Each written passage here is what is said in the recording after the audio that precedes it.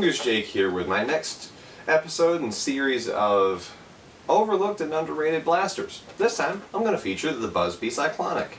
Now I have two of these, and these are the previous color scheme from last year, and so you can tell I've been testing these for quite some time now.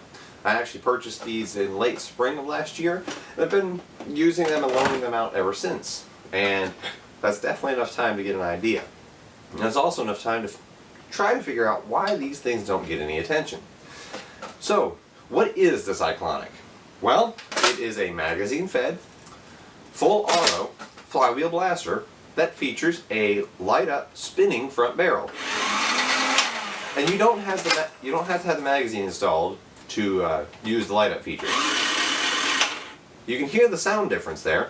If you install a magazine, the dual stage trigger will spin the barrel, cause the flywheels to rev up, and then activate the pusher when you pull all the way back. It is a dual stage trigger, then it kicks in the pusher. Loud to talk over, but that's any flywheel blaster. It came with a 20 round magazine before. Current models now are in their updated blue and white color scheme, similar to the Interceptor and the Snipe behind me on my other side. And now they come with two gray 10 round magazines. It's up to you whether you prefer the 120 or the 210, but the Cyclonic is also a pretty good bargain. It comes in retailing at about half the price of the new Battle Camo Nerf Strife. And the Nerf Strife is around $40 retail price, and this is just sitting at about $20. I will put a link in the description below where you can purchase it. But I've seen it at my local Kmart for about $20. And of course, if you shop at Kmart, you can use rewards points and drop that price down even further. But that would be what you would currently get, is two of these 10 round magazines. So, what makes this thing underrated in my opinion? Well, with fresh batteries, it fires at around the 70 feet per second mark. I've noticed that as soon as the batteries start to die down a little bit, you lose that, but that's any flywheel blaster.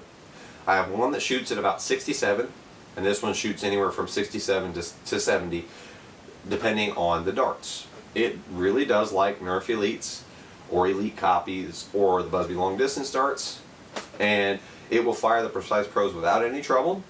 The AccuStrike style seem to kind of bog in on the flywheels a little bit, and that's where I see about 67 or so feet per second on them.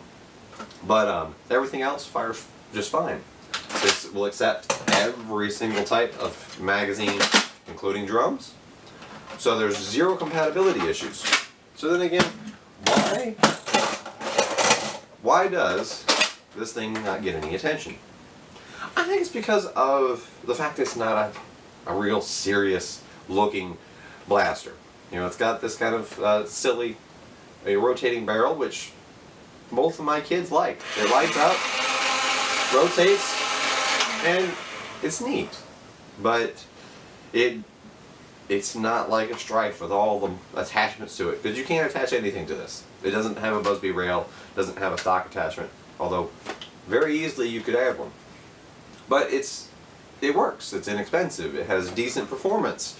It accepts every magazine, every dart. I don't have a reason other than the fact that it's a little goofy, and people who are, say, teenagers and adults who are being serious about Nerf, they aren't attracted to this. But I've noticed that kids are. I've got a couple of them that put in the loaner bin that I let everybody use when, like, say, neighborhood kids come over and play. Its ease of use draws in people to it once they understand that, hey, this thing's full auto and all I have to do is pull the trigger. They don't have to hit a rev trigger and then pull the trigger. They just pull the trigger. And my 8-year-old, she loves this because of that. She can grab one and she just knows that she can just fire it like crazy. And it's got a good rate of fire, but it's not so fast that you just burn through a magazine. So a lot of that makes it really good to have as a loaner. Maybe one of the best blasters as a loaner, especially flywheel. There's no learning curve to it. It's just you pick it up and everybody knows to pull the trigger. Not everybody knows that you need to allow a blaster with a rev trigger to rev up for a moment before you pull the trigger. So New players, they'll find I'm looking at my Rapid Strikes, my Hyperfire, my Strife, my Modulus. A lot of times you can get a jam on those where somebody's pulled the trigger too quick.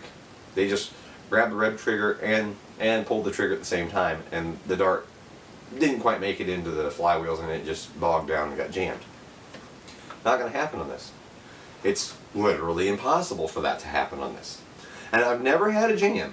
No matter how many different people use the Cyclonics, I got 2 of them here, I've never had a jam on either one of these.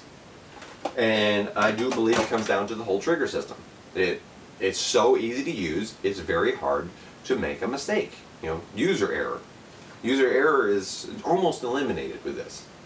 The only way I could see these jamming would be a magazine jam. Like it fails to feed. But then you pull the magazine out and you see a dart stuck, you know, bent in there and not fed to the top, and you say, okay, that's not the blaster's fault, that's the magazine's fault. But this thing, so far, trouble-free, inexpensive, fun and easy to use for everyone of all ages. And that's why I would call this one definitely worthy of being on my underrated and overlooked blaster series. This is Mojo Jake with the Buzz Bee Cyclonic, talking about why I think you should take a look at it and stop letting it be one of those overlooked blasters that doesn't ever get any attention. But hope you enjoyed this, and thanks for watching.